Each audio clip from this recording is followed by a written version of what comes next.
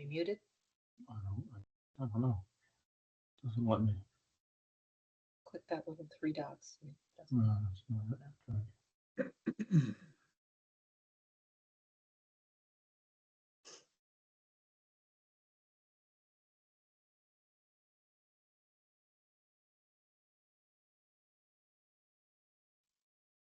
All right, I'm going to give, it is 12, but I'm going to give folks a few more minutes to file in.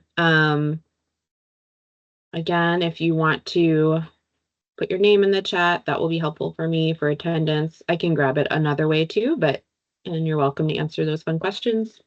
I'm curious to see where it's raining these days. It is raining here, so yay. Very excited about that.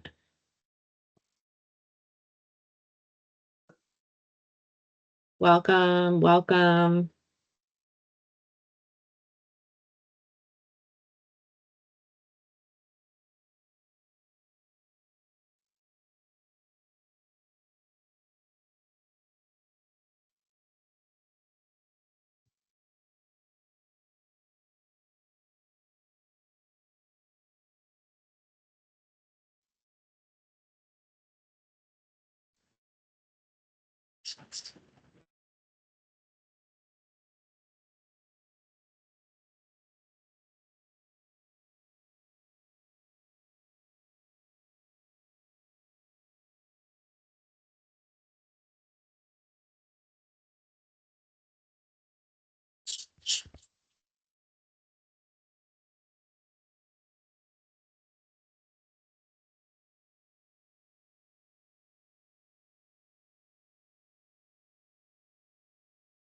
All right, it's a minute after, so I'm going to get us started because we have a lot of folks here today and a lot of stuff to cover. I'm very happy to see that folks it's raining where people are, much needed. And I will do my best to try to continue to get people into the meeting and also take some notes while I move forward. So if I pause and look distracted at a certain point, that is why. Again, thank you all for being here today. My name is Kelly Bierman. I know some of you through a couple meetings, through some emails, and also in person from this summer. I am the new Aquatic Invasive Species Program Manager for CRC, and I'll introduce myself a little bit more as we move along in this meeting. So as I sent out, this is kind of our agenda for this meeting. I do want to emphasize that we're going to keep it really simple. This is more of just like renewing the this group because I think it's a little bit since we last met, or since you all last met, and just kind of introducing ourselves as a group. I know we have some new folks here. We have some returning folks. And then I'd like to take a few minutes, just kind of review like what is this group's charter, just because we have a very clear, like we're renewing the group, I'm new. So I just kind of like to sit and think about like, what is our purpose? What do we do? That kind of thing. At times it can be a little obvious, but I feel like it's really important every now and then to just kind of like pause and think about like what we do together. And then just some preliminary season observations, some wrap-up items that I feel like we can all share together. And then maybe some looking forward items if we have time. I did put this meeting at an hour and a half. I know not all of you are able to maybe stay for a full hour and a half, and maybe we'll wrap up at an hour. We'll see how it goes. And anything we don't get to today, we will do for our next meeting.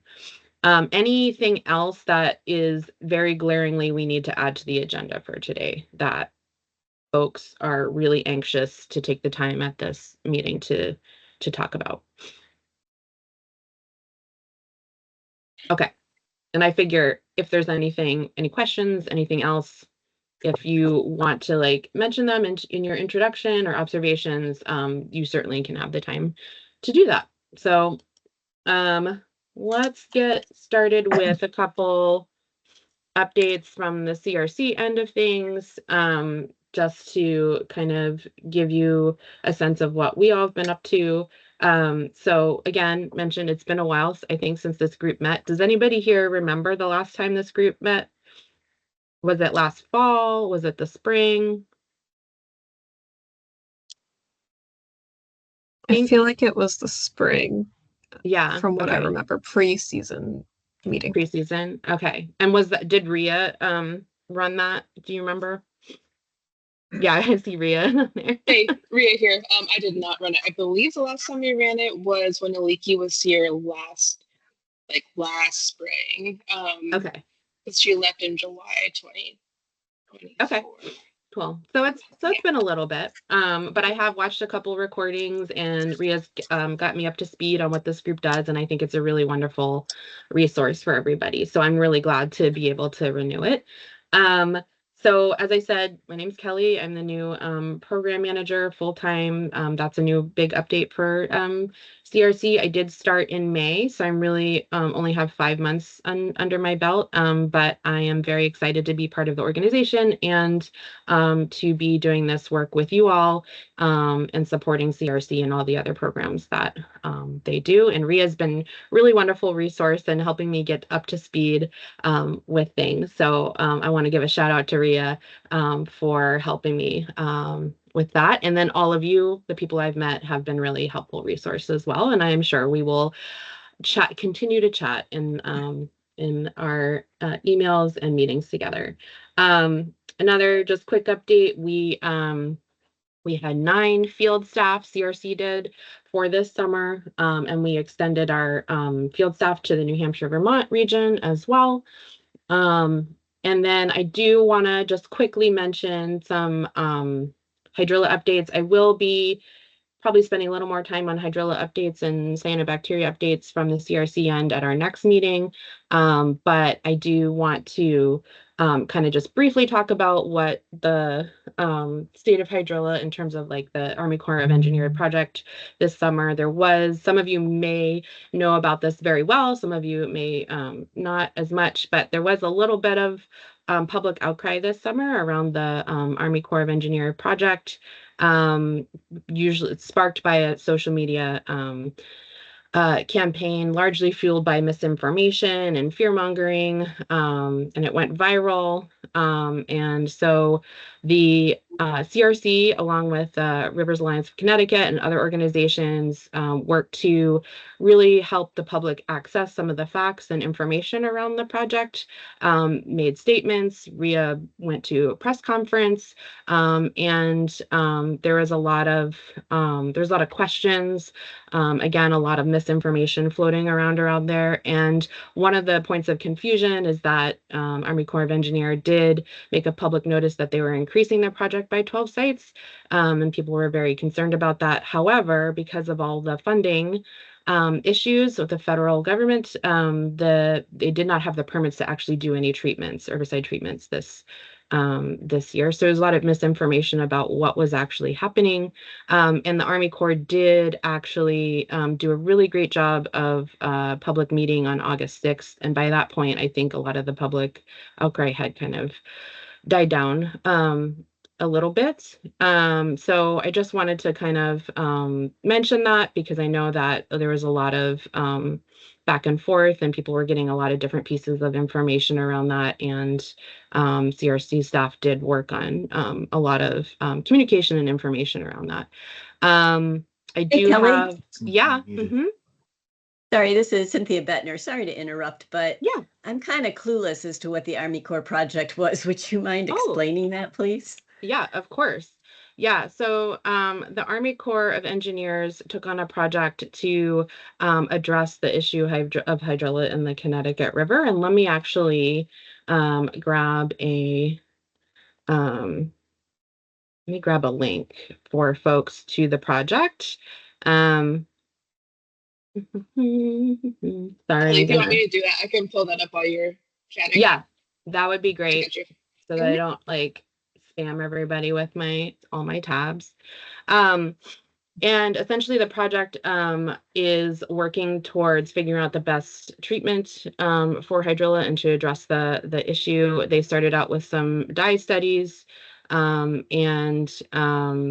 have moved on to a handful of sites to test out herbicide treatment and the impacts on hydrilla as well as the environment as well.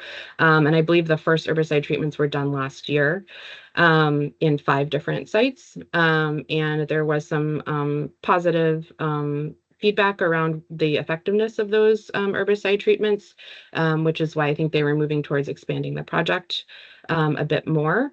So I do encourage folks to look at, I think Rhea did drop that link in there. Probably the best way without so that we can move on with the meeting is for you, if you want to read more about the project, I encourage you to kind of take a look at that site. There's a lot of really great information, fact sheets, a video on there about what the project is and what it's trying to accomplish.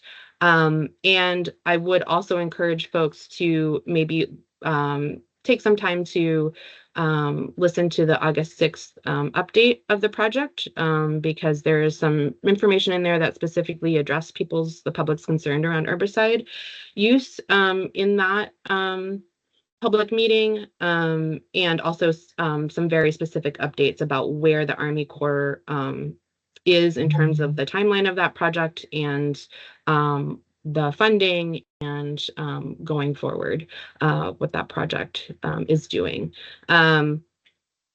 Anything else, Rhea? Is there any other information you think this group might want around that piece, particularly the project?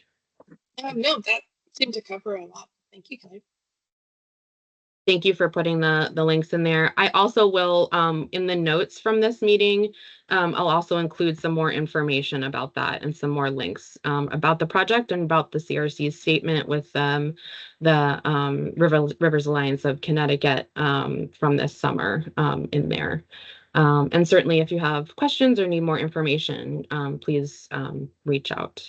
Anybody else have any updates on the hydrilla side or anything with that project that they know about that they want to share? Yeah, this is Greg Bugby from the Ag Station Office of Aquatic Invasive Species. Yeah, there was I believe 2 treatments this year in Selden Cove and Chester Boat Basin, and I hear they went well. But yeah, I'll let you, if any, my group has a lot of information as well on the hydrilla effort, so people can ask us questions as well. Great, thanks, Greg. Anybody else? Any recent updates or information about that project or hydrilla in general? Okay, we'll again, we'll put more information in the notes, and I think we'll have a larger update at our next meeting as well. Okay, so I'm going to move on really quickly. I know I said I don't want to really focus on data for this meeting, but I do want to share some very preliminary data from our field staff. This is only from our field staff in Connecticut and Massachusetts, and only from the sites that they either pooled as staff or had volunteer events. And again, it's preliminary. It doesn't include any other sites from you all, from the data you have been sending in. We'll work to combine all of those numbers for our next meeting. And again, as Aliki had always said in these meetings, these measures are not super accurate. They're not the best ways to really understand whether or not water chestnut population is going down, but it is some kind of measure to understand what are we pulling out of the waterways each year. And so there are the numbers as they are right now. I think they'll definitely go up. And I am working with our field staff to kind of make sure that these are as accurate as possible based on what they have reported for this season. Any questions, thoughts about those? And I will say, in comparison with past years, let me let some people in. Again, because they're not exactly the best measurement or most accurate measurement, it is difficult to kind of just compare year to year, just because there's a lot of variables that change every year. And so, but this is it is compared to last year, I would say 3,000 318,000 was the plant number, and about 66, almost 67,000 pounds. And that's with the combined site steward numbers as well. So just to give you a sense, because I know people do kind of like to see some numbers. So anyway, that's what we're working towards. If you have data for me to add to this number, please do send it in. Any thoughts, questions about this? Okay. Now I'd love to move on to intro so that I'm not talking all the time. So I will, I'd love to pass around the time to all of you to introduce yourself. I'd love for you to share your name, hometown, what your role or job is, and your site locations, a quick description. If you are from an agency or an organization representative, if you just want to speak briefly about any water chestnut management highlights in your department or organization, that would be lovely, because I know, again, we have some new folks, we have some returning folks, so I think it would be really nice to just see who we all are. I'm happy to go first, and then I'll try my best to pick out on my screen in order that I see folks, 2 at a time, and to pass it off to you all then. And again, my name is Kelly Bierman. I am currently, my home office is in Vermont, specifically West Windsor, Vermont. And I do try to go back and forth to our headquarters in Greenfield, Massachusetts, as needed. And again, my role is Aquatic Invasive Species Program Manager for CRC, and lots of different site locations. I'll leave it to, I know Colleen is here, so she can speak more about our Connecticut locations. And yeah, I'll keep it at that, and I'll just pass it off to you all, because I really am anxious to hear about you all. So on my order of my screen, I have Mark and Rhea. So I'll have you two go first. Okay. My name is Mark Huguenot from Haddam, Connecticut, and we've owned and operated commercial boats on the Connecticut River for about 25 years. And I am a volunteer and collect water chestnuts in Selden Cove, Selden Creek, and the nuclear power plant outfall, which you may or may not be familiar with. But so that's what we did all this summer. And I want to continue to do that. That's it for me. Thanks, Mark. My name is Rhea Drostanko. I am the river steward in Connecticut for CRC. So up until we hired Kelly, which I'm very grateful for, I had been managing the aquatic invasive species program in Connecticut, whereas Aliki was taking on like the Massachusetts side of things. So very grateful to have Kelly on board and to be able to pass all this off to her. But obviously I'm still involved in things, especially Hydrilla. Hydrilla still has its tendrils in my heart. So like to stay involved, and glad to see you all again. Great, thanks. Cynthia and Jeff? I'm Cynthia Bettner, and I'm a volunteer now, retired from the Silvio Conti National Fish and Wildlife Refuge that kind of started this whole program on water chestnut. And I'm continuing to help as a volunteer, mostly at the Oxford Marsh and the Chicopee River with the Chicopee Four Rivers Council. And I guess I'll leave it at that. And I'm Jeff Bettner. I kind of got into this because she was in charge of a lot of the water chestnut. And so we've been doing water chestnut together since forever. It seems like right now I'm managing Brickyard East and the Brickyard West, which is a total of about 40 pounds between the two, and helping with Oxford Marsh with Cynthia. Working on Redbridge, which Redbridge was a really bad infestation, and we're down to 2 plants this year is all we found, which is yay. Fanny Stebbins, I'm also doing ponds 4 and 5 and Fanny Stebbins, and I help with ponds 1, 2, and 3, along with the U.S. Fish and Wildlife Service. And I've also been managing Russell Cove. So quite a few to keep track of. Great, thank you. Jeremiah and Scott.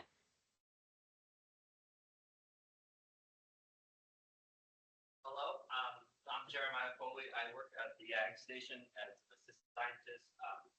I am very much an entomologist by training. In terms of water chestnut, over the past year, I started this project where I'm trying to understand what herbivores, i.e. insects, are associated with trappa and what those herbivores are doing in terms of impact to trappa.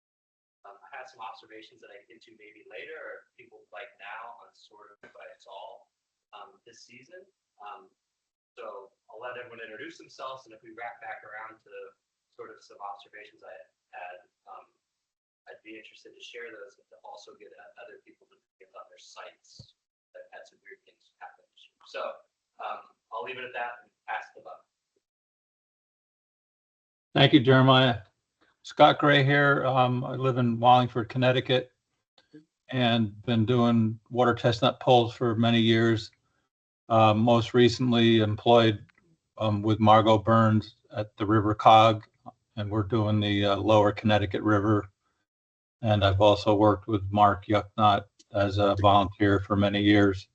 So we're basically pulling out of various coves from roughly Haddam down to Deep River, Essex area on the lower Connecticut River. Great, thank you. Georgia and Jake. Hi, everybody. My name is Georgia. I am the new Exotic Species Program Coordinator for New Hampshire Department of Environmental Services. I just started this summer, so I'm mostly here just to hear more about this program and learn what you guys have been doing.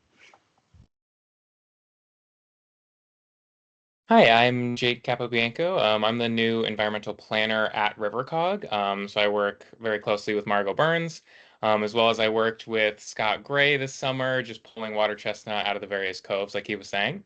And yeah, similar to the last speaker, I'm here just to kind of see the program and get my foot kind of deeper into the network that is the Connecticut River. Great, thank you. Welcome, both of you. All right, Colleen and Isabel. Hi, so as Kelly mentioned earlier, I am the field manager for the CRC's Connecticut Aquatic Invasive Species Program. And we were working mostly in Keeney Cove in Glastonbury, but also supporting the Jonah Center's efforts in Middletown at Floating Meadows. And we also worked a bit farther south on the river in Whalebone Cove in Haddam/Lyme. And yeah, those numbers you put up earlier, Kelly, I think you just gave the Connecticut numbers for the pounds of plants, because that was our number that I was adding some to it this morning. So it'll be about 50,000 pounds. Yeah, I'm really excited to get to meet you all. Hi, I'm Isabel Bowman. I work for the Windham County Natural Resources Conservation District. We're based out of Brattleboro, and we do the Vermont pools at Alpes Cove, which is right beneath Herrick's Cove, if you're familiar. And then right upstream of the Vernon Dam, we do pools there. And we work, so we had 2 seasonal staff this year, and then CRC was able to help us with a lot of their staff time, which was very helpful. And last year we had like 1 half-time seasonal staff and then me going out whenever I could. So huge improvement this year, which is great. Great, thank you. And we have Justin and Clarice. Hi, Justin Cavino. I'm a property manager with Mass Audubon, based out of Arcadia in East Hampton. We work mostly in the mouth of the Mill River, and the Oxbow is where we've been pulling. We used to have interns in the summer, and as of last year, we no longer have those interns. So now the water chestnut pulling is fallen to me, which I don't have a ton of capacity for. But I think working with CRC, we'll be able to expand our reach larger than we were able to this year.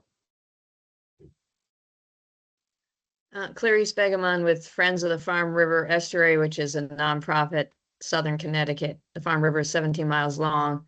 It's to the west, way to the west of the Connecticut River. And we've gotten involved for the past 2 years with water chestnut pulling. The first year in a dam, in a little pond above a dam, with hand pulling. And this year we started a program with the Mazamox, partly with a grant through DEEP, Department of Environmental Protection in Connecticut, and looking at a small farmer's pond and another pond that were in East Haven that were heavily infested. Those were both just it's all volunteer hand pull, except for the treatment with a Mazamox up on that dam.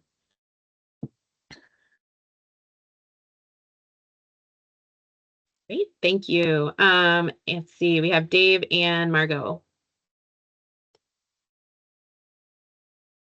Hey, this is Dave Sagan with the U.S. Fish and Wildlife Service.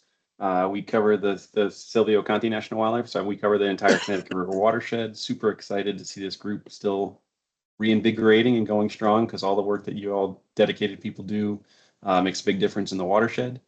And I'd say my important area that I'm focusing on is the Fanny Stebbins unit of the Silvio Conti, which is in Long Meadow, Mass. And we have amazing volunteers and a friends group that has been helping to try and keep that population down.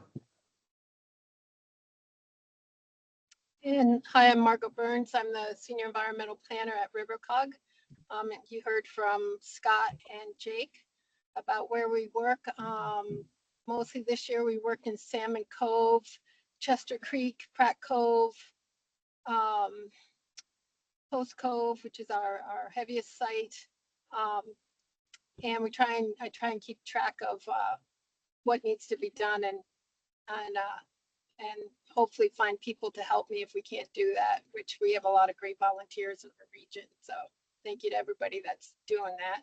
And we also have another staff person that has worked with us the last few summers, Charles Orcutt. So we've had a really great team.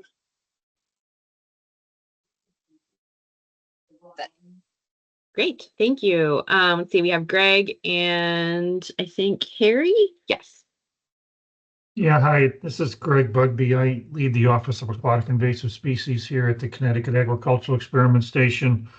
And we track, survey, research management strategies of basically all invasive aquatic species throughout the state. We are constantly getting new reports of new water bodies that have water chestnut, and we are recording them as they come in to keep track of how this is moving throughout the state. Good afternoon. I'm Harry Moss with DEEP's Land and Water Resources Division. I'm based out of Hartford. Cynthia, you and I worked together long ago doing some Connecticut River watershed sites, pulling water chestnut back then. I believe we were the department lead for pulling water chestnut from about 98 when it was first discovered in our state until about 2006.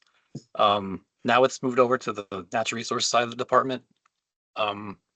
I still maintain a database, however. My name is floating out there with a fact sheet. So every year I'll get 4 or 5 new sites reported to me, and I'll add it to my database. But I'm not out in the field doing this kind of thing anymore. I just kind of track locations and I share them with Greg and a bunch of others. Hopefully this team gets reinvigorated. I can share with the team that for anybody that wants to follow where they are. And it goes beyond the Connecticut River watershed too. Thanks. Great, thanks. Next we have Kurt and Brian.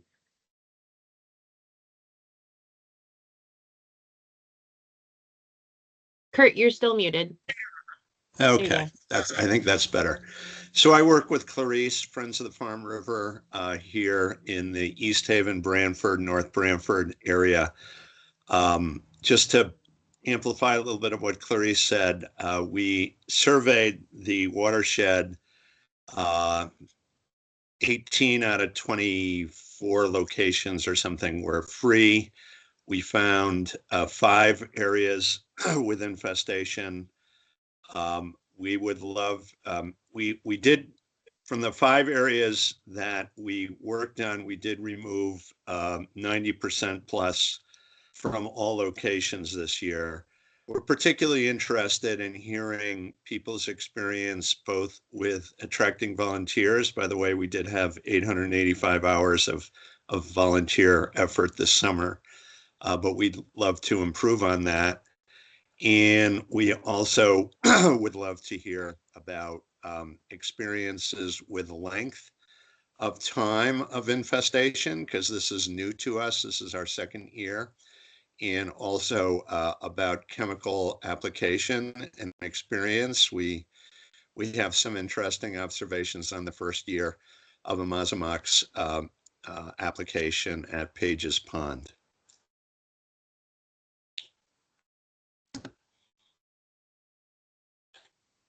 Hi, good afternoon. Brian Pearson. I'm in Hadley, Massachusetts with the Friends of Lake Warner. It's a 70-acre mill pond that dates back over 350 years. And historically, I think we've been battling water chestnut for 30 years. I've only been involved for the past 3 years. Thankfully, CRC's been involved for the last few years with us. Very grateful for all the volunteer hours they've helped us pull together. It's a pretty severe infestation. We just received a 3-year permit from the state to do hand pulling, mechanical cutting, herbicide treatment, and phosphorus treatment for the lake. So we're just getting started on taking more radical actions versus the hand pulling, which we're finding isn't keeping up. Okay, thanks. Peter and Heather. Go ahead, Heather. Okay, thanks, Peter. I'm Heather Geist from the Farmington River Watershed Association. We are located in Simsbury, Connecticut, but we do serve a lot of North Central Connecticut and parts of Western Massachusetts. I'm the aquatic habitat manager, so I've been handling our water chestnut pools on Barber Pond, which is located on the Bloomfield-Windsor line. We've been doing Amazomox treatments and hand pulling there because the dam is slated to down in a couple of years. So we're trying to get as much of those seeds out of there as we can before the dam comes down. Hi, I'm Peter Malady. I live in Hadley. I basically abut the Mill River and Lake Warner, on which I've worked for many, many years. I'm strictly a volunteer these days. I have been inactive for several years. I'm primarily interested in increasing the efficiency and the affordability of aquatic vegetation management. Thank you. All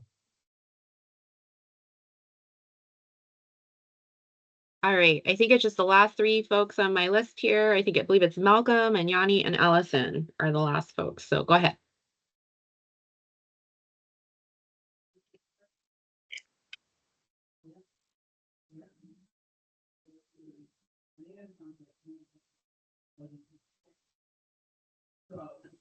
I'm Allison. I'm number 3 on that list, but no one else spoke up. Allison Ryan. I've been involved in Connecticut River Watershed, water chestnut work for at least 30 years. And more recently, together with my cousin Lily Dwight, have stewarded Magnolia and Triangle, which are part of the Fish and Wildlife Refuge. Silvio Conte Refuge, and we've been doing a pretty good job for many years. So this year, I believe we pulled a grand total of 5 individual small rosettes on the 2 or 3 occasions we were there. We help out at Bachelor Brook in South Hadley, which is under the direction of Rebecca Cornell.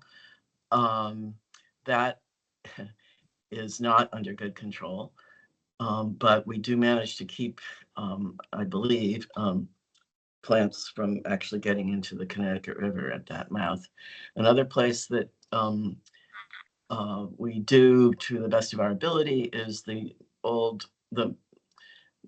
Old Mill River mouth in Northampton at the Oxbow entrance, which is always seriously infested, but we concentrate on the lower portion to try to prevent anything from getting out into the river. And I'll go. I'm Yoni Glogauer. I'm the Director of Conservation and Sustainability for the City of Holyoke. So our Conservation Commission, we have a permitting role for the ongoing mechanical and herbicide treatments of Water Chestnut and Log Pond Cove.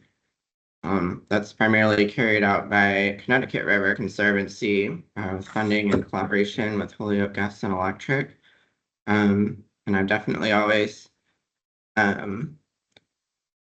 wanted to explore more opportunities for building that collaboration in the city and getting volunteers. I've also done some hand pulling in Lake Bray at the base of Mount Tom. That's a pretty isolated area of water chestnut infestation.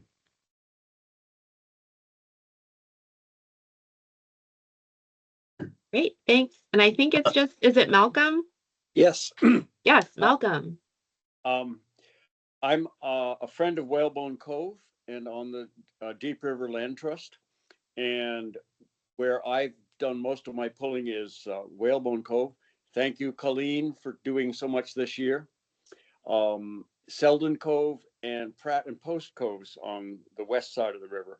This has been sort of an off year for me for personal reasons. I haven't been able to get on the water as much, but I continue to be interested and committed to pulling trappa. Great, thank you. May I add something? Yeah, sure. I'm also involved in cyanobacteria surveillance efforts with the CRC and other bodies of water. And we have not been able to get into Lower Great Pond in Hatfield on our last two sampling efforts because of the massive infestation of water chestnut.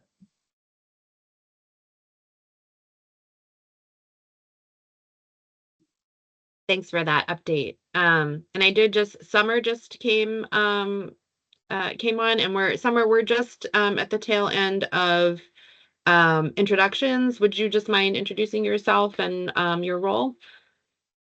Yeah, sure. Hi, everybody. My name is Summer Weidman. I'm in the Office of Aquatic Invasive Species with Greg and Jeremiah. I've done a little work with the water chestnut. I created a web app a couple years ago, but main specialty is GIS and remote sensing type stuff. Great. Thanks, everybody. Did I miss anybody? I think I got everyone on my screen. Yeah, I think I got everyone. Okay, great. Thank you for all doing that. I know a lot of you know each other very well, but I think it was helpful for the new folks in this group, and just also if you haven't seen each other for a while, if this group is the only way you've connected. So I think it's just nice to kind of renew who we are as individuals. Okay, so next couple of things, I mentioned that I'd like to just review what this group's charter is. And so what that means to me are these kind of 5 big things here. I don't really want to spend a ton of time on this, but I do just want to touch on it because I think it is important for a group to kind of just every now and then to say, what do we do together and what is our purpose? What are our goals? Do we have any deliverables or success measures? And what are some roles that we all play, just so that we can make best use of our group and be as effective as possible. What I'd like to do is I took a stab at defining these items. So I'm just going to put them up on the screen. I'd like people to just kind of read it and absorb it. And if anybody has any comments or like to make any additions, please note that now. I will also send them out for the rest of the group to kind of ponder in between our meetings. And again, this may feel a little more formal, but I think it is really helpful when we have new people who might be interested or take part in this group to send them something like this to say, this is what the group does. Does that fit your need, etc. So let's take a look at this. So I'm just gonna, put this up here for a minute. Everybody just kind of take a minute and read through some of these things.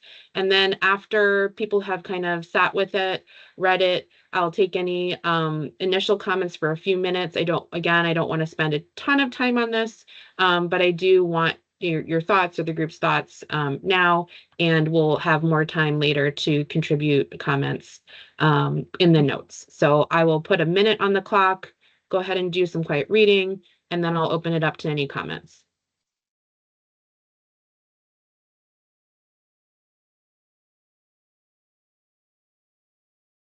Kelly, I'm driving. Can you read it, or can I? Sure. Yeah. Read it later. Okay. No, yeah, I'm happy to read it out loud if there's folks who cannot be are not able to read. I'll also maybe pass it to maybe some folks who would like to read off. So I'll start with our purpose. Our purpose to coordinate efforts, share information, and support effective management efforts of invasive water chestnut throughout the Connecticut River watershed. Would anybody like to read the goals out loud? Can't see it. I'm happy to read it. Okay, great. Go for it. Goals: share updates on water chestnut locations and control efforts. Identify gaps and opportunities for collaboration. Support outreach, education, and funding efforts. Align strategies across state and local partners. Thank you, Cynthia. Anybody want to read some deliverables for the group? Sure, I'll do it.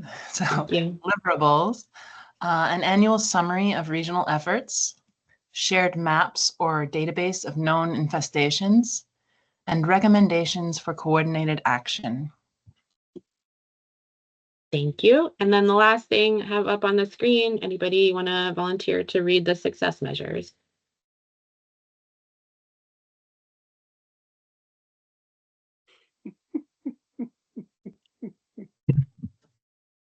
Sure, success measures. Go ahead. Success measures: increased coordination across the watershed, reduction of unmanaged infestations, improved public awareness and engagement around water chestnut. Thank you, everybody. I like to have people participate, so it's not always me talking. So I appreciate you reading those off. So now that we had some time to listen and read those, again, reminder before I open up to comments, we can change this at any time. This is just a foundational way to describe what this group does so that we can recruit new folks who might be interested in doing this work, and very clearly state what this group does. And also it's just a great reminder for ourselves, so that, because it's a lot, it's complicated. And sometimes I think it's nice to go back to some of these things to kind of figure out what to prioritize. So I'll open it up to comments or thoughts for just a few minutes. Again, there'll be opportunity to add thoughts or comments later as well. So anybody want to raise a hand for a question, comment, thought? I see a thumbs up from Allison. Yes, Kurt.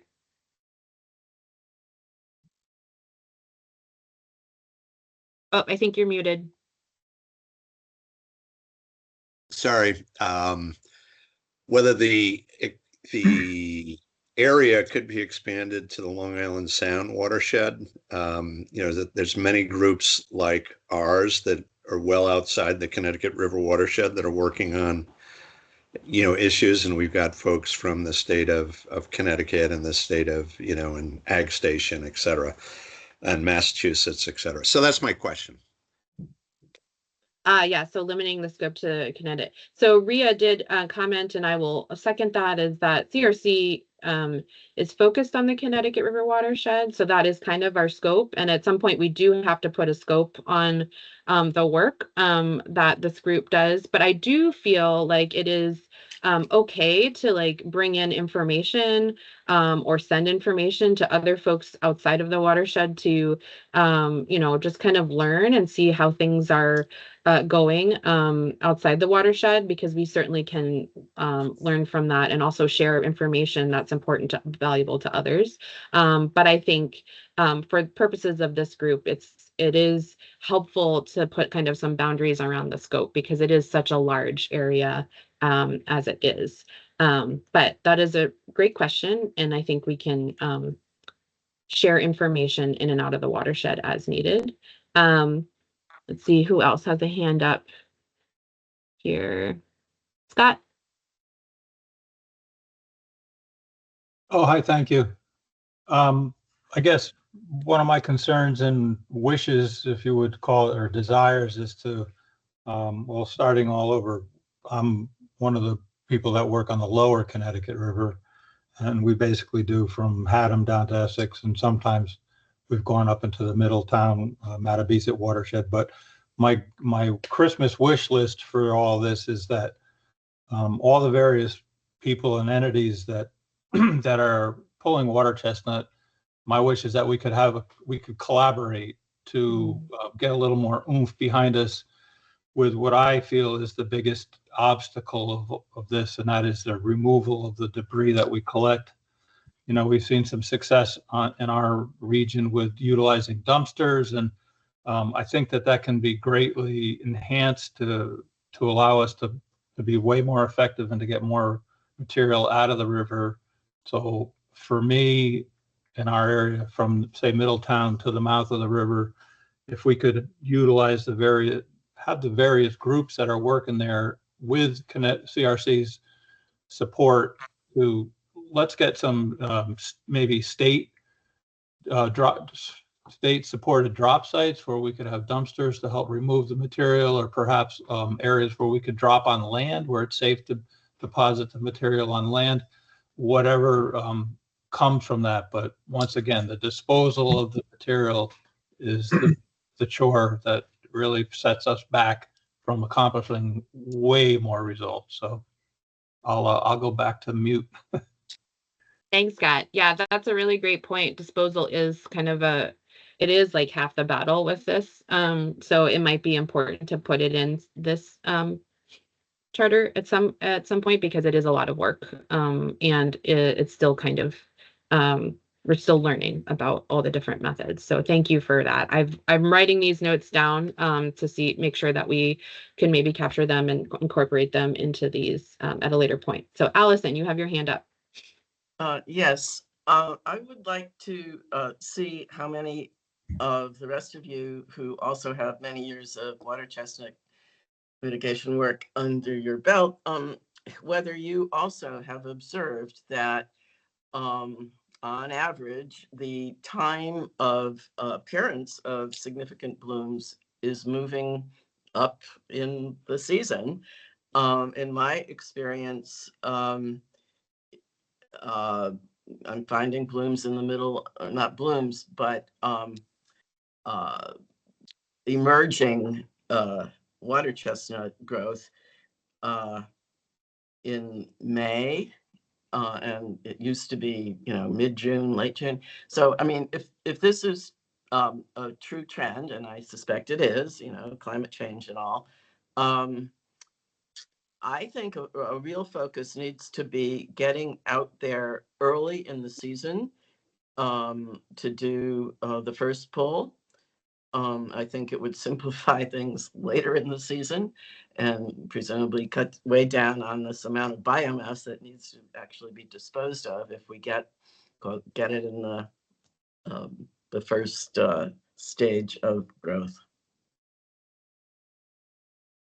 Great. Yeah, thank you. So I've added that as like potentially a goal for this group to help track trends in significant growth so that we can time our management a little bit more accurately. So I'll add that as a possible goal for this group. Anything else? Any other comments, additions to what we're seeing up here on the screen? Those are all really great things that we could incorporate, I think, and I'll put another version out at some point. Yes, Cynthia or Jeff? I'm sorry about that. We were just noticing those two needs, and they're kind of related.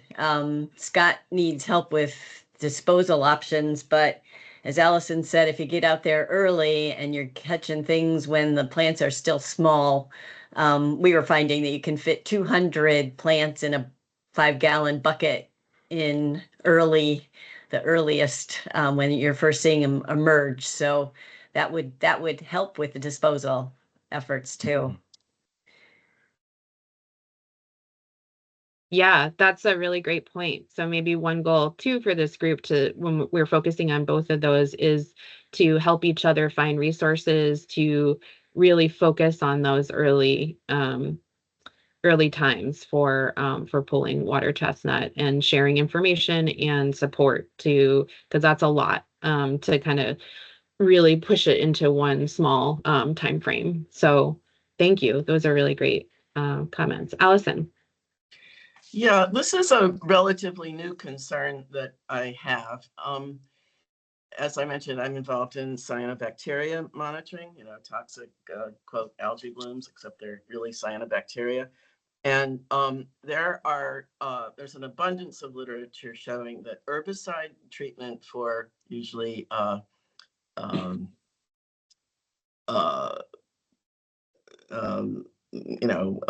real plants like water chestnut or whatever other aquatic, megafauna are a nuisance. That those treatments with herbicides are associated with triggering cyanobacteria blooms, which, presumably were not exactly imminent, but of course, cyanobacteria are present at all times. But the amount of biomass and their nutrients, like phosphorus, especially nitrogen, that can be injected into a water body by sudden die-off of these plants, like water chestnut, is almost predicted. It's very understandable and very common for that to be associated with significant growth, if not a true bloom, of cyanobacteria. So that's yet another reason to try not to have these enormous bodies of water chestnut biomass killed by herbicide treatments. Thanks, Allison. Yeah, that's a great observation. I think that's something that I think this group can further talk about and make comments on as we move along. Does anybody else have any specific comments about what's up on the screen before because Allison just reminds me that I'd like to move on to observations from this summer, and that can be observations at your site or just general observations about water chestnut management in general. Any other last comments about what's on the screen? Okay. Again, this is not the only chance to provide thoughts about this. And the next slide is just kind of a review of the group roles. I'll just quickly read these out loud. I'm not going to pause for any comments on these just because there's other things I'd like to get to today, but again, you're welcome to make comments on the notes when they get sent out. So for those of you who don't have it up on the screen, just some basic group roles. CRC is the facilitator of this group, so it helps move along goals, deliverables, and measures of success, schedules meetings, sets agenda, leads discussion, collects and summarizes field data, and provides resources for the group. We have a lot of site stewards and volunteers here as well. So they contribute expertise, share updates, collaborates on action items, and submits field data. And then we also have a lot of really wonderful state and municipal representatives here. Very similar things, shares updates, contributes expertise, collaborates on action items, supports data management, and provides resources. Am I missing any other roles in this group that is very blatant that these don't cover?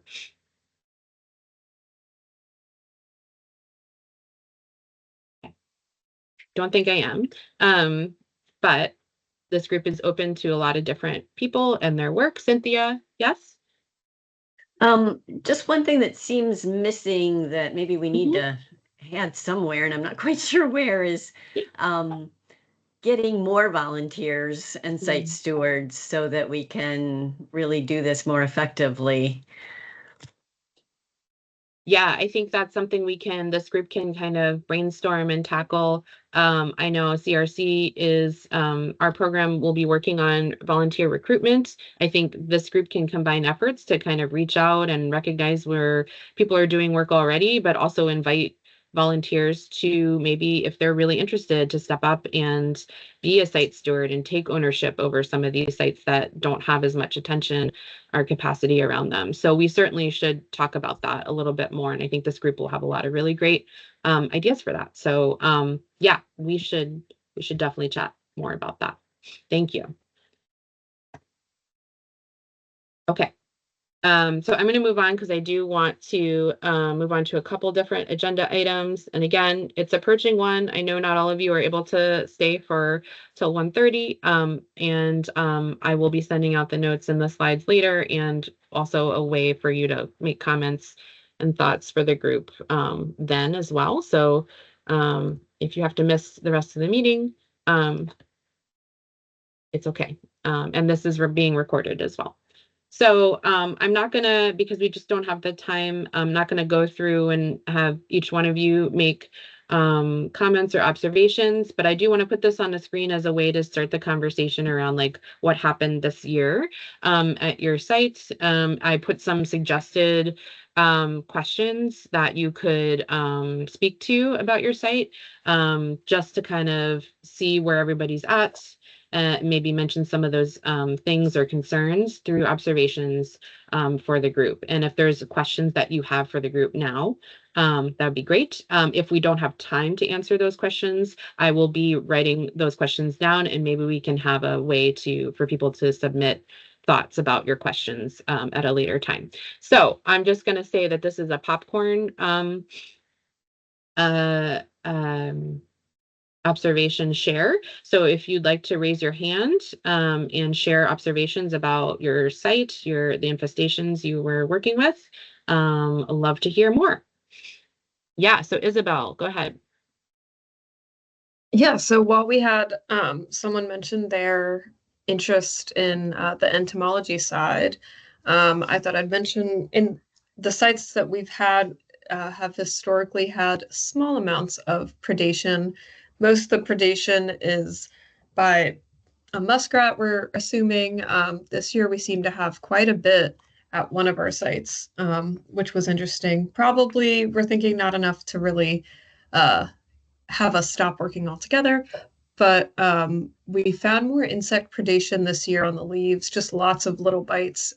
Unsure of what kind, didn't really have any insects left on them for me to sort of look at or take pictures of, but I've heard other people mention that they've had predation, so I thought I'd share that we're having that as well. Okay, yeah, I think this would be a good jumping off point for sort of what I'm doing. Let me send this picture. So I have the overarching goal of one of my projects is, as I mentioned, to quantify the impacts of these herbivorous insects and to identify who these insects are. I'm not saying that these insects are going to really control water chestnut populations, but based even on your observations, my observations, that there are insects out there. They are doing something to the plant, but what are they doing and who they are? We need to first document that. And I have a couple sites, or I had 2 sites in Wallingford, North Haven area. One site was off Research Parkway or Research Drive in Meriden, Wallingford. And then the other site was a small retention pond, if you will. I think it was actually connected to the Housatonic, but this is a site that's right off of 91 near exit 10. So to give you a little bit of background about this study is basically what I do is I go and I put squares, floating square meters out. And what I do is I spray insecticide on one of the squares and then I spray water on the other. And what this does is this keeps insects off of those squares so I can have a control. So I can really document, okay, these plants, what is their rate of growth? What is their nutlet production when no insects are on them? And then I have the other one where I just allow insects to do their thing. Right, there's Quinnipiac. And so I allow the insects to do their thing naturally. Well, we set this up and this place, both these sites were full of trappa. Like it was terrible to kayak through. We were dragging these square meters behind us and it was taking forever. But we set up the site, we applied our insecticide. We went back every 3 weeks to apply insecticide. It's a very, very small amount. But then later into the season, as you see in the pictures, I started to see this die off. And it first started with just petioles floating around. So we get to a site and we see these petioles floating around, and I wasn't sure what this is.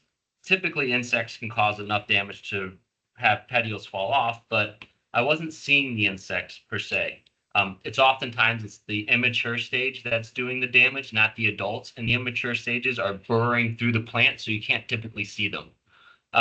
But nonetheless, we get out to one of our sites, and long story short is my experiment was a complete failure. All the plants died across both sites. Within each frame, I had 10 frames at each site, and all my plants died. And I have no idea what happened. Looking at this picture, I see that the old growth died.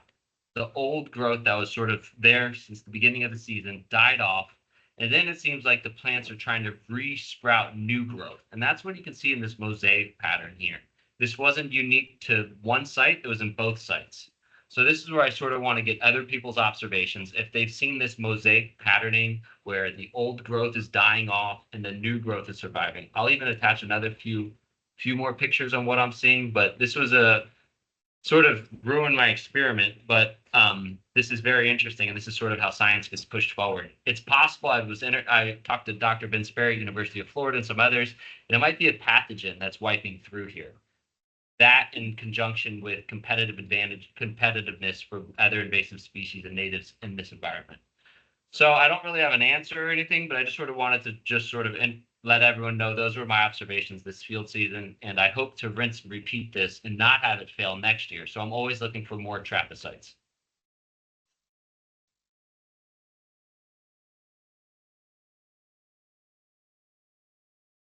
Great, thanks for those updates. Yeah, I haven't seen that either. I saw the photo that you sent to Ria, and it's very interesting pattern. Has anybody seen that at their sites? Okay. Yeah. Thanks for that update, Jeremiah. No It's problem. really interesting. We'll be interested to hear more about it as your study progresses. I'd love to share it. Yes. Any other observations or thoughts from this past summer about your sites that you'd like to share?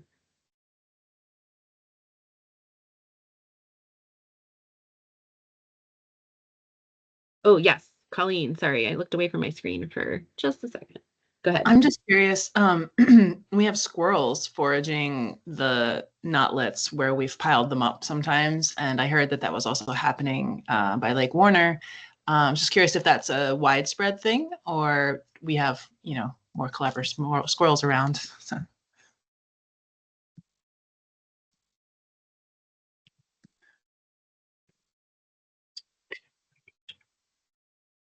I think it's pretty normal. I have a large pile behind my garage, and we have flying squirrels that are eating them. So I find the nuts all over the place, half eaten.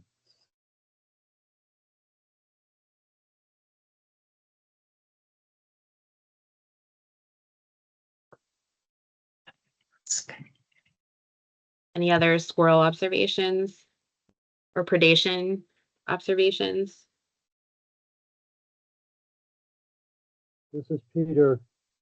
Rodents also eat any exposed water chestnut, even if it's a drawdown. Thank you.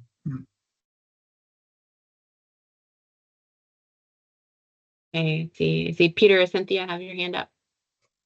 Sorry, Jeff, sorry. Yep, sorry. Yep.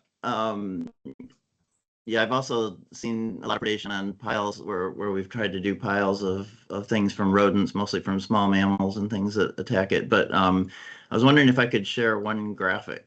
You know, is it how do I go about sharing?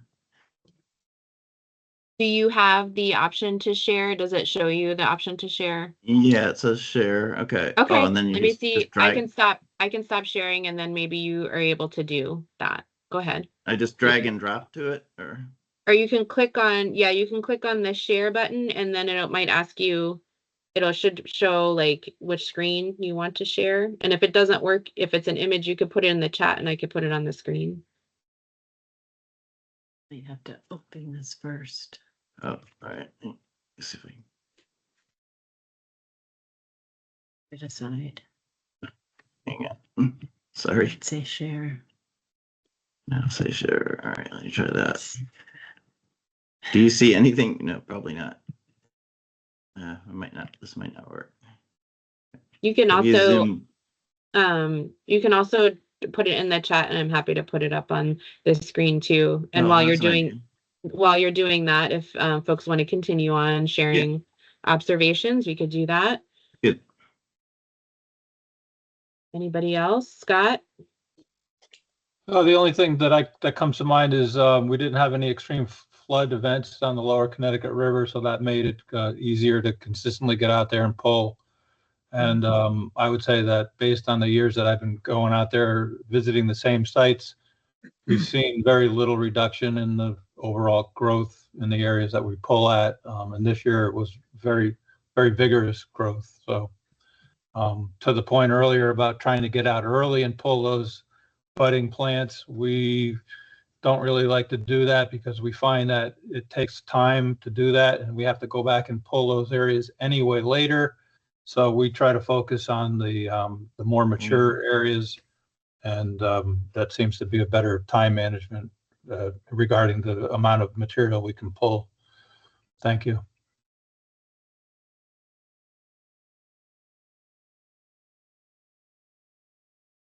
Allison, go ahead. So in addition to the plants appearing earlier in the season, it also seems to me that many, if not all, of the nuts have already dropped very early in the season, like late July, early August. Is that a shared observation? Yep. So, I mean, it really does, to me, indicate that our best bet for controlling infestations is to make as few plants as possible mature to the stage where they can drop their 12, each rosette drop its 12 nuts, and each nut gives rise to 12 rosettes. So I mean the multiplication factor is pretty impressive if you let things get out of control.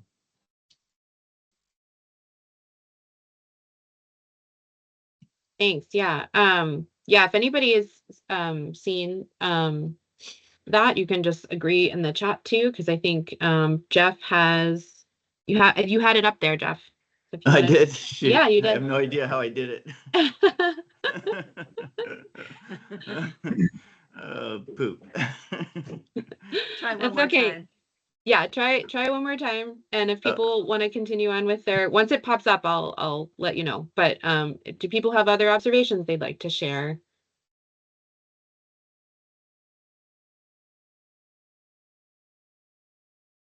Let's have to send it there. Would be this one. Yeah, that's It's happening. Does it show up? Does that show up? I don't see the graphic anymore. I do. Oh, maybe it's there. It is. Is it the Brickyard West? Yeah. Graph? Yeah. So yeah, what Can do you you get want to share that? about this? Does that show big enough to actually see it? I can see it, but also if you, I think in Teams, I think you're able to push the little plus sign down at the bottom left. There is a plus or minus, I think people can control the zoom and zoom out. So if it's too small for folks, I think they can zoom in. So Seeing what a would you like plus. to share about this? I'm not seeing a plus sign at all. Poop. I Weird. think it's for other folks, for individual folks on their own screen, they can do that. Oh, I see. They can make Yeah. it bigger. Mm-hmm. Yeah, so this is actually the Brickyard West that we were doing, and the first two numbers, like it was discovered in 2015, and we weren't able to do a full pull, and so it ended up resulting in only about 12,000 pounds that we pulled the first year. The second year we came back and it actually increased to 18,000 pounds. So we really went at it hard, and we didn't allow any of it to, getting feedback here, but we didn't really allow any of it to set seed.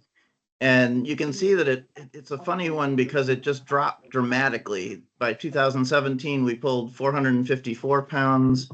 And then shortly thereafter, it just kept falling. And now we're actually counting the number of plants, and we're down to 35 plants in the whole location.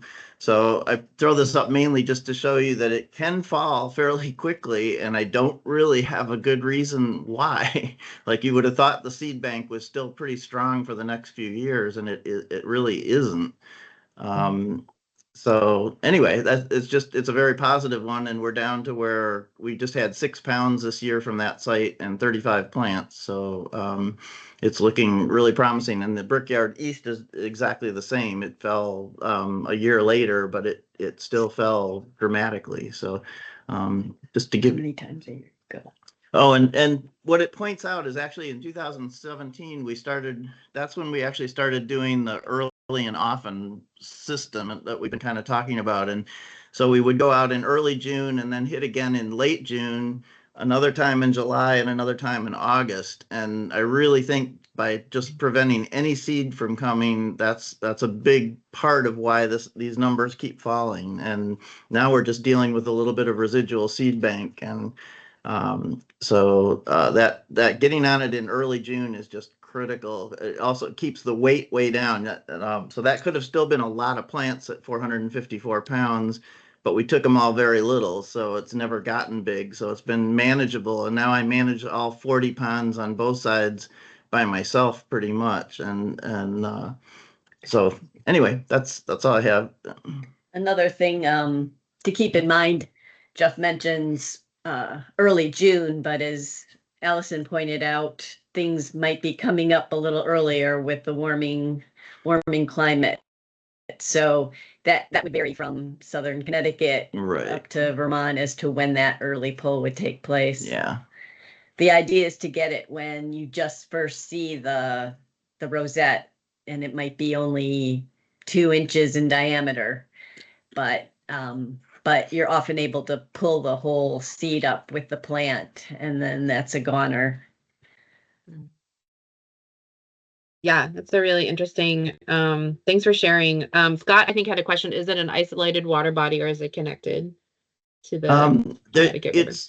No, it's not connected to the Connecticut, but it's the ponds themselves are all man-made ponds from brick digging, and so they're interconnected ponds. There's 20 ponds on each side of the river, on each side of the road, and they're all interconnected. I can actually get in one and paddle the whole way. I have to cross a road to do it, but I also have to cross about 17 beaver ponds now because the beavers have pretty much taken over the area.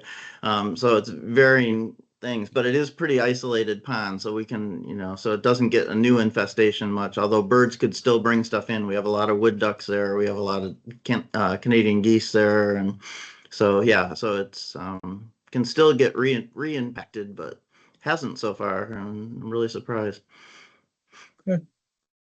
Yeah, thanks for sharing. And I think since we were talking about emergence of the plant and being able to, like, the earliest being able to pull it, I think it does vary on site and where you are in the Connecticut River watershed. I think, Colleen can, speak to, we really weren't able to get out to some sites until June, right, Colleen, because of high water, and the plant was just hard to get to. Yeah, absolutely. The water was so high. It was quite chilly actually in the spring. And so like Keeney Cove and Glastonbury, our main site, we could not begin until the first week of June. And we went out there, we tried. So, Yeah. And then Isabel, I think that your sites up there, we really don't start seeing them until June, like mid-June. It was weird. Yeah, usually it's mid-June. This year it felt late, and that's what it felt across Vermont, but opposite of everyone else, which is very interesting. But yeah, don't know if all the flooding last year, our sites are both upstream of dams, so there's, some different things that can be causing differences in our part of the woods. Yeah, so it's really interesting to hear different observations of like the plant emerging earlier, later. I think it just really did site dependent, and I think we'll have to keep tabs on that. Yeah, Colleen. I have kind of a question about people's observations that I think impacts this issue of pull early, pull later, which is, in some sites where we were pulling early and for whatever reason, the nutlets were really held fast in the sediment. And so there was a lot of breakage. We got regrowth. And these rosettes tended to be much smaller because they started later. And there were places where we were questioning whether at the point where we stopped pulling because we were getting so much nutlet dropping from the mature rosettes, if these smaller rosettes with smaller nutlets were actually going to be viable. And I'm sure there's a point where if they haven't developed beyond a certain level, by the time it starts to get cool, they're not going to be viable. But I would love to know somehow more about when that point is. When can we say, all right, they're not going to do anything, or to go crazy chasing after them. And the literature says, I'm sorry. The literature says 5/8 of an inch and they're viable. We have actually seen plants coming out of a 1/2 inch size nutlet. So pretty small. Yeah, I think it's safer just to make sure you pull everything. I've kind of given up on leaving anything at all, and that's why I still do another pull in August just to get the last of it. Usually by that point, if I've cleared everything in August, I'm not too worried about September. But yeah, it's a hard one, no doubt.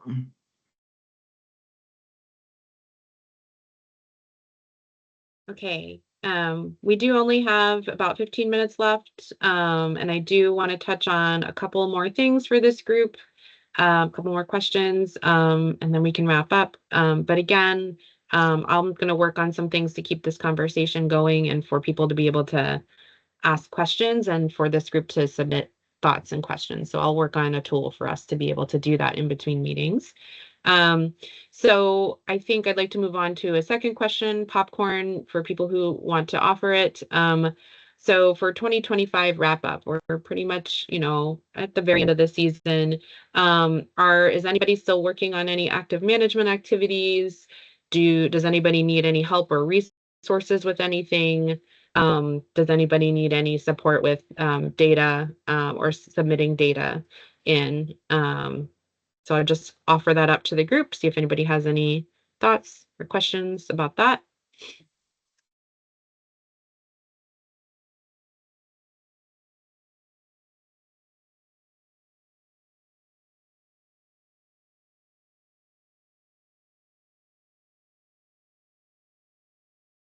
Okay. Yes, Scott. To my knowledge, the projects that I've been working with, we've not submitted data. Could be wrong regarding RiverCog, but I'd like to be have reference to how to, moving forward, how to submit data and what data is required. Yeah, good point. I have the same problem. Yeah, so let me show I'm gonna show my screen here briefly. And some of you are maybe familiar with this. So I have an image of the form, the Excel form that I think has been used. It's what I've been shown as a way for CRC to kind of just collect data from different site stewards. It's been the tool that folks have used. If other folks have used other tools besides this, let me know. But essentially, it's a blank form. People can fill out the, the fields here with the, whatever data is relevant to your work. And then you just email it in to me, and CRC works to compile it into kind of a summarized across the watershed data. So I will send the blank form out again to this group. And if you have data you'd like to report on and you want to put it in the sheet and send it back to me, that would be helpful. And that's what we're going to work on, trying to compile and summarize that data from this group between now and the next meeting, and we can kind of do a review of it once we meet again. So are there any other thoughts about like data collection or other tools that folks have used to kind of submit any kind of data around the work that they've been doing with Water Chestnut that they've found useful?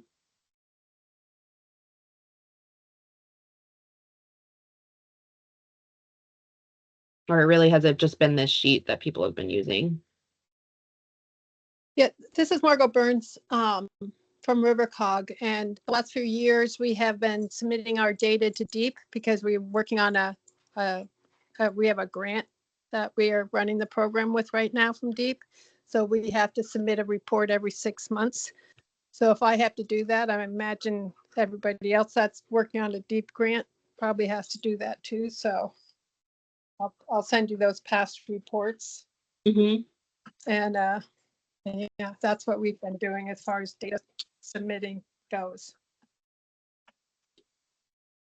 Right. Yeah. And Isabel shared a link in the chat.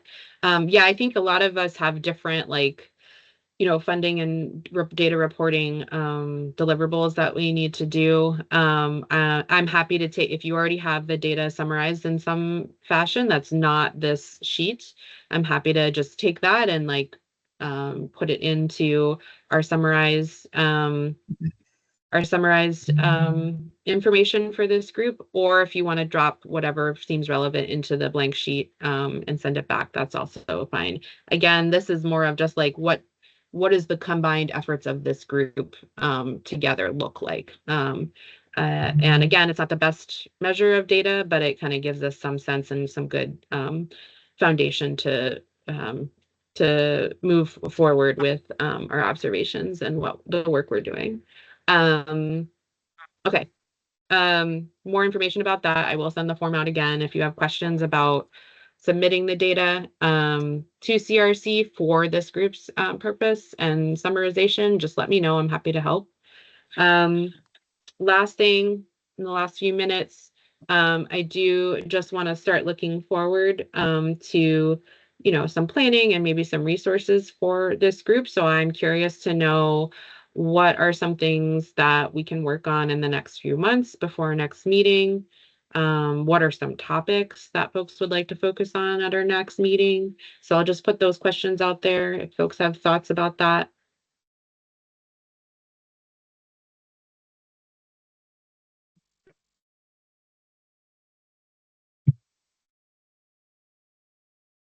All right, Scott?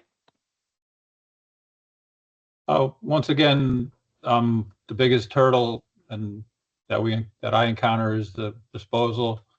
So I would love to see focus on collaboration to help increase our efforts at disposal, and I really would love to see the state get involved. I mean, why the state isn't actively participating with this on a way greater basis just baffles me. There's state boat launches where they could have dumpsters and manage that, et cetera. So for me, that's the big issue is disposal, removal of the product. Great. Jeff or Cynthia? This is a thought. We're running out of time as far as the ability to get out on the water before the really cold weather hits. And I'm just wondering if there's some sites that have been neglected, kind of fallen off the radar. Allison had mentioned the Great Ponds in Hatfield, whether we should be, if there's anybody who's looking to find out where these are, like I know the Great Pond has a difficult access site, and might, if CRC is thinking about trying to take a look at it at least, or try to address it in any way, you're going to need to know how to get to it. Same goes with the project we've been working on at Oxford Marsh. That's a private entry point. And Kelly, I know we talked about maybe trying to get you out there in case CRC could have a bigger presence there in the future.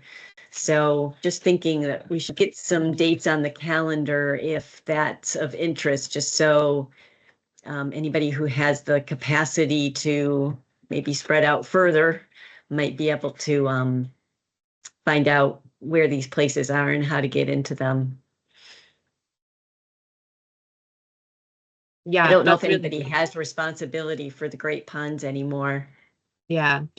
Yeah, and that's, I think, something that I'm gonna ask you all and work with you all on trying to identify what sites are still being actively managed, like who are the active folks in this group and the site stewards, and making sure that the matched up with the sites that we have on our map. The map does need an update, so that will be something I'll be working with folks on, and I will ask your help with.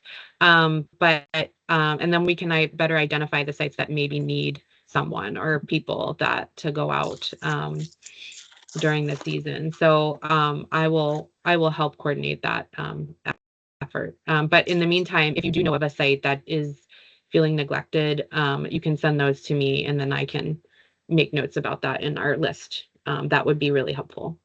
Okay, Kurt. Yeah, I would love to hear people's experience with estimating the percentage they've been able to remove at particular sites for what number of years, and what they've observed in terms of any reduction in infestation at that site. We're just trying to get a sense of the range. This is only our second year of control. So would love to hear. That was great to see the one graph that was shared, but I'd love to hear other people's experiences in terms of regeneration and effort based on percentage removed in over a period of years. I can speak to that for a minute. Dart Island is on a Connecticut River up in, I couldn't describe where it is, but it's south of Middletown. And there's a bay in back of it. And John Hall asked me to get involved in it one year, about 5 or 6 years ago. So I did, and we cleaned that out completely. That year, came back the next year, there was a little less, cleaned that out completely, no plants left at all. The third year, it was way, way down. And then John said someone else was taking over, and I did check the fourth and fifth year to see what was left there, and there's nothing left. Maybe 1 or 2 plants popping up. So it does take about 3 or 4 years, but it does work. Could I just ask a follow-up question? That's really interesting. Were there did this involve some when you began, some very dense stands of very chestnut? dense? Yeah, very dense. You couldn't even drive through it. It was, and Scott will attest to it. He was there too. Yes, there was no water visible in a lot of the areas. It was just plants when we started. Okay, thank you very much. Sure. Great. Thank you. We only have a couple of minutes left. I'm going to move to Isabel. If you have a question or a topic you'd like to add. I was just going to follow up and say I can send out the person who did the sites that I'm working on was Lori Callahan, and she kept detailed records for many years. I can send those to Kelly and she can share out. So it's number of plants and then descriptions of what the polls were like, so you can sort of get a sense of how that flow went. Great. Yeah, I think that would be great. I think people would love to see those. Lori has been really good about keeping detailed records for a long time, so that will be really nice. Any other last topics you'd like to put on the possible agenda for next or in between next meeting?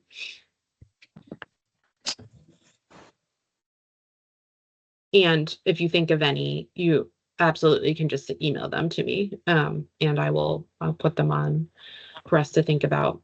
Okay, and then the last thing, I won't have people comment because we're just in the last minutes here. But just to put this up there for you all to think about, and you can send me an email about it. What things can CRC do to support this group? I think there's a lot of different things, but I want to make sure that CRC is directing its energy to what is going to be most useful for this group. So I've just put some suggestions up there. I know things have been worked on in the past, but anyway, I'll leave you with that to think about and to let me know what you think. And I believe that is all that I have today. I know it's a lot. We have a big group here. It's a lot to work through. I'm sure we could talk all day and share a lot of different pieces of information with each other about this topic. So I'm very grateful for your attendance and just sharing your thoughts so far. And I'll send out again the notes. I'll send the recording out. And I'm going to work on a way for us to be able to communicate in between meetings so people can pose a question and somebody could maybe put some answers or resources to that question so we don't have to wait for a meeting to have a larger discussion or to get resources. And also so that I'm not always the middle person to find. I think you all can converse with each other as well. So we'll see if we can get something started for you all to have maybe a little chat room. I don't know. We'll see. If anybody has thoughts that they'd like to offer for that tool, let me know. Again, thank you all. I'm going to stay on for another few minutes. So if folks want to hang out, if have questions, I will stop the recording. But if it's not every day that we all can be in the same room together. So if you have a few extra minutes and you want to chat, I'll be here for another few minutes. So with that, I will say thank you. Enjoy the rain. And yeah, we'll see you soon. Thank you. Thank you. Thanks, Kelly. Yeah. Thanks so much. Really a great meeting. Yeah, glad you were both able to come.